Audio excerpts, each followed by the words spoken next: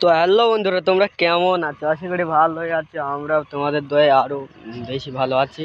যেহেতু এই দেখো, আজকেও একটা ভাটার গোড়ায় এসেছি। এটা খান ভাটা, এটা সিং ভাটা। আর এই দেখো আমাদের গাড়ি খারাপ হয়ে গেছে।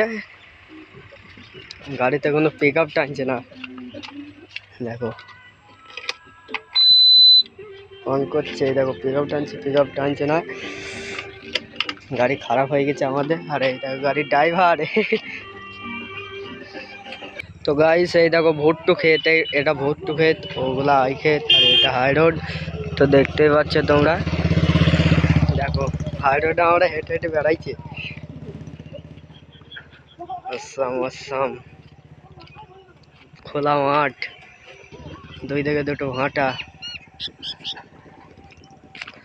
এটাই গম বোনাচ্ছে, ওটাই তরি, আর ওটা রাই।